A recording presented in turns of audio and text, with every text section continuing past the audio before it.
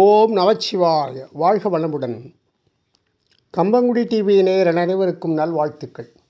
இன்று ஒவ்வொரு நாளும் குறிப்பிட்ட ஓரைகளில் சில நல்ல காரியங்களை செய்யலாம். எந்தெந்த ஓரைகளில் என்னென்ன காரியம் செய்யலாம் என்று பார்ப்போம். ஓரை கால சுப அசுப என இருவகையாக பிரிக்கப்பட்டுள்ளது. சந்திரன், புதன், சுக்கிரன், குரு ஆகிய கிரகங்களுக்கான ஓரை காலம் சுப ஓரை.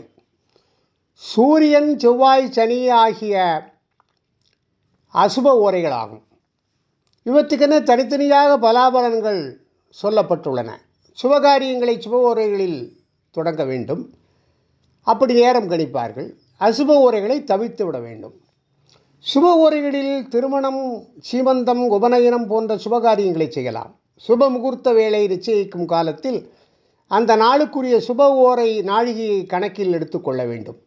சூரியன், செவ்வாய், சனி ஆகிய கிரகங்களுக்கான ஓரை வேளையில் சுபகாரியங்களை தவிர்க்கணும்.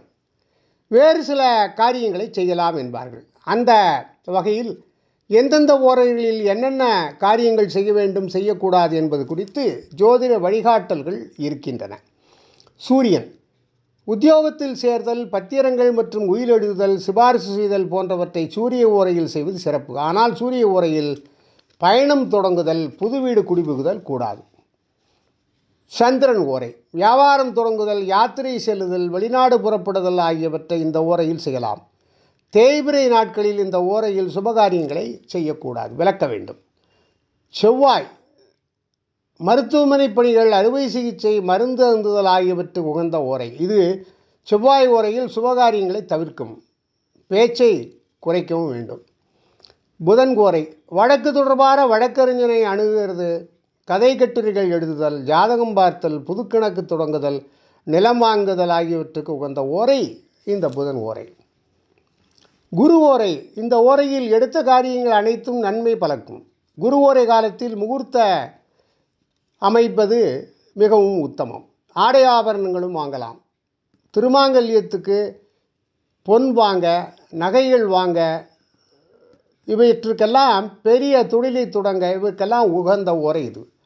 அடுத்து சுக்கிர ஓரை திருமணம் சம்பந்தமான செயல்கள் தொடங்குதல், சாந்தி முகூர்த்தம், ஆடை ஆபரணம் அணிதல், அழகு பொருட்கள், ஆடை வியாபாரம் தொடங்குதல், சுப நிகழ்ச்சிகள், விருந்து அளித்தல், புதிய வாகனங்கள் வாங்குதல் ஆகியவற்றுக்கு சிறந்தது. சனி ஓரை நிலம், வீடு, மனை வாங்க விற்க முயற்சிக்கலாம். இரும்பு சாமான்கள் வாங்குதலும் நல்லது. ஆனால் இந்த ஓரையில் பயணம் தொடங்குதல், மருத்துவமனை செல்வதை தவிர்க்க வேண்டும். ஆகவே